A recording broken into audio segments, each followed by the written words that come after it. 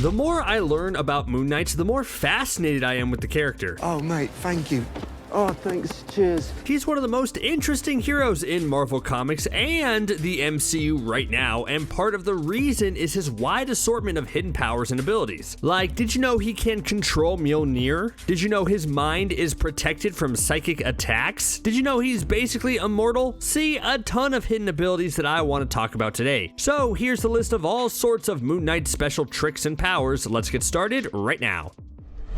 One of Moon Knight's most interesting hidden abilities is the fact that he can wield Mjolnir. No, it's not because the avatar of Khonshu is worthy or anything like that, but it's because of one of the most amusing comic loopholes I've ever seen, and it all relates to what Thor's hammer is made out of. So we all know the hammer is made from Uru, which is an extremely rare Marvel metal. It's a metal ore that comes from the first moon in existence. When two elder gods were having a wrestling match, they destroyed the moon, and its pieces eventually crashed onto Nidavellir and was collected by dwarves. Those dwarves then presented a piece of Uru to Odin, who used his magic to trap a powerful raging cosmic storm called the God Tempest into the piece of Uru and then told the dwarves to forge that piece into Mjolnir. Cool, right? Well, fast forward to today when Odin's enchantment means only those that are worthy can pick up Mjolnir. But because Moon Knight is the avatar of the moon god Khonshu, he comes with the ability to control any piece of moon-related material.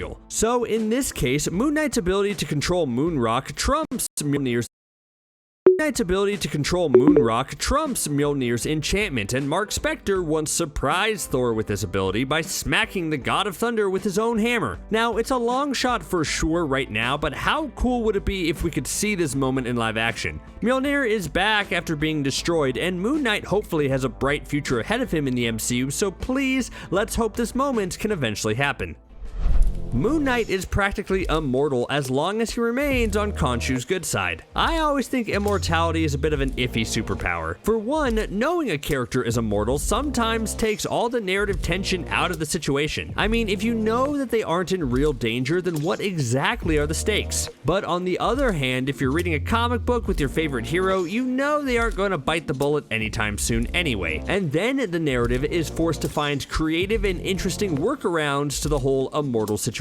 Just because a character is immortal doesn't mean they still can't be hurt both physically and emotionally. Anyways, being the avatar of Khonshu means that Mark is able to be revived by the powerful Egyptian god whenever his heart stops beating, and he's been resurrected in the comics a bunch of times. You know, if this was me, I'd probably try testing this out to see how much I could annoy Khonshu. Oh, I'm super allergic to peanuts and would basically explode if I ever touch one, but I would eat peanut butter sandwiches all the time if I knew Khonshu wanted to keep me alive.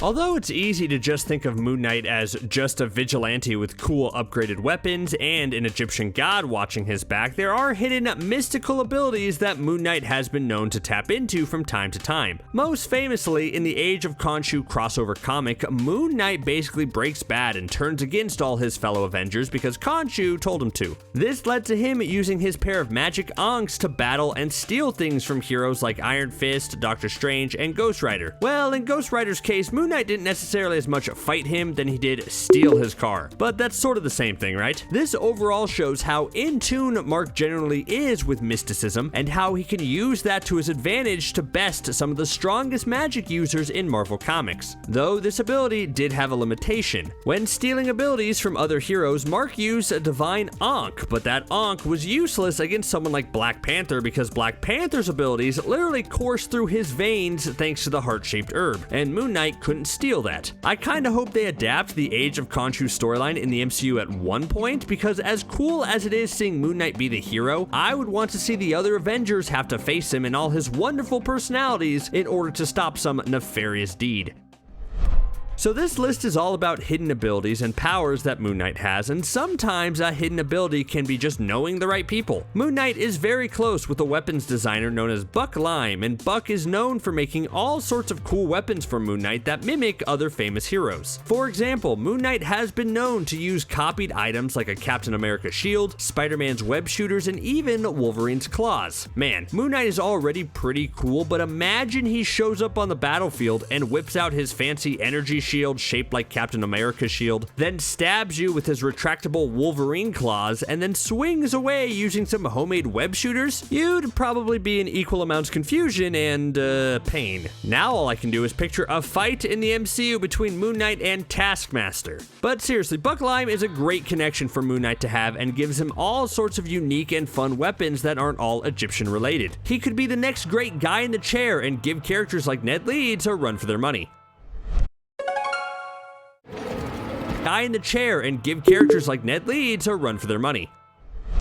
Some would call Mark's dissociative identity disorder a hindrance in a fight, but it does have its advantages. Obviously, all of Mark's personalities are capable of helping in different, unique ways when necessary, and although it creates a bit of turmoil within Mark's mind, his disorder has helped make him this incredibly complex hero in the comics. And though there are some that would call his mind a mess, it actually helps against psychic users who specialize in mind attacks. Say there's a villain who wants to target him with possession or some type of mental control. Well, they would find that Mark's mind is so chaotic that it wouldn't necessarily work. We've seen that in effect in the comics when everyone around him comes under a mental attack and Moon Knight is left standing around with a "hey, what's happening" attitude. Classic Moon Knight. But maybe that's not giving Khonshu enough credit. The big question is how much of that protection is due to his disorder and how much of it is because of Khonshu's influence on his life. It's probably a mixture of both. Those two factors together create a strong mental fortitude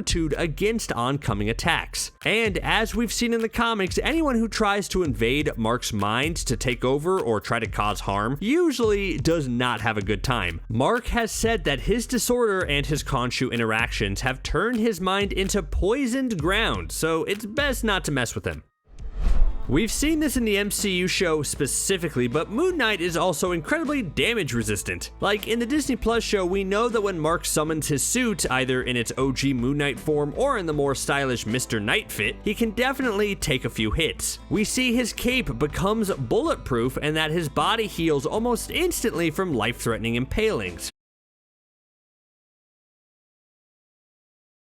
His cape becomes bulletproof and that his body heals almost instantly from life-threatening impalings. Which is just kind of funny to me. Like, you're saying the cape can stop bullets, but his regular front part, which presumably should be made out of the same material, isn't strong enough to stop people with sharp spears stabbing right through Mark's body. But while the magic suit giving him damage resistance is the explanation in the TV show, I think that's a bit different than what we see in the comics. There, we see that Mark has just a regular suit that's reinforced with strong material, and that's what allows him to be a bit more damage resistant overall. Also, in the comics, he just doesn't mind the pain that much. He has a high tolerance for pain and torture in general, which makes him less inclined to block incoming attacks that come his way. I mean, that's his whole thing, right? He wears bright white because he wants his enemies to see him coming, and that's the mindset of someone who doesn't really feel as much pain as you and me.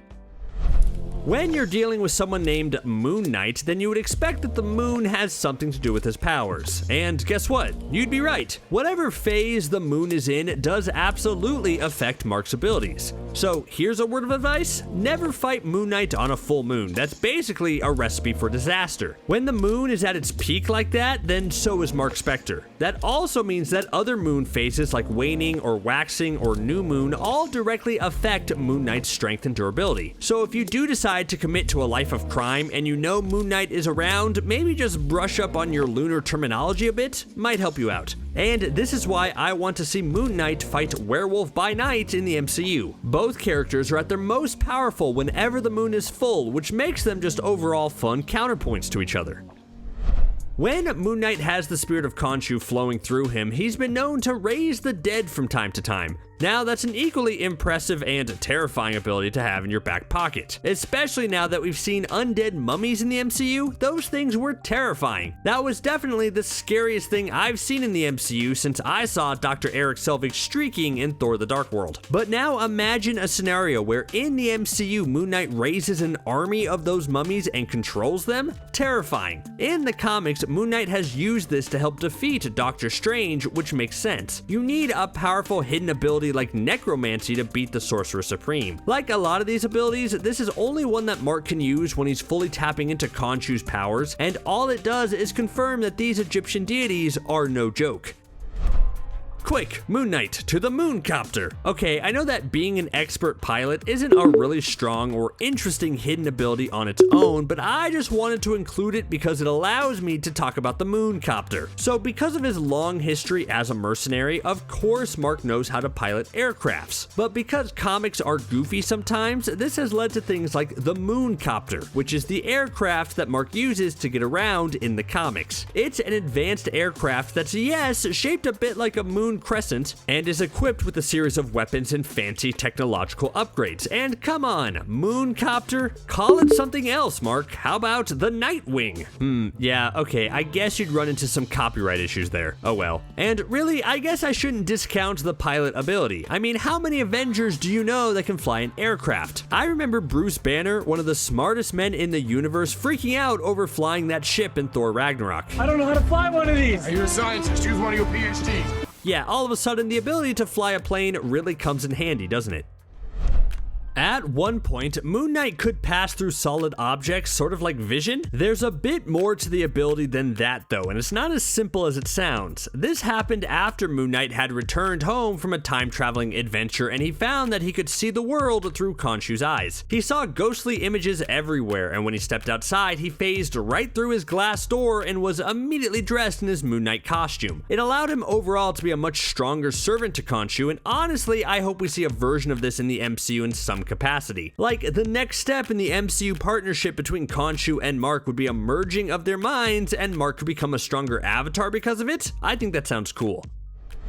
The MCU show has been focused on its Indiana Jones adventure tone, and I think that's great for this season, but if Moon Knight does return in the future, I really hope they emphasize his detective abilities a bit more back in a New York setting, because the real treat of a lot of Moon Knight comics is seeing Mark use his three personalities to solve crimes and showcase his detective skills. Mark is obviously the brute force and general weapon, Stephen Grant is the millionaire businessman who rubs elbows with the elite, and then Jake Lockley is the cab driver with street connections. All those working together ensures that Moon Knight has a great ear to the pulse of the city and knows more than a lot of people, which he then uses to get information. I understand that the show didn't want to highlight this as much because they wanted to set him apart from DC's Batman, but I don't think it copies the Caped Crusader if done correctly.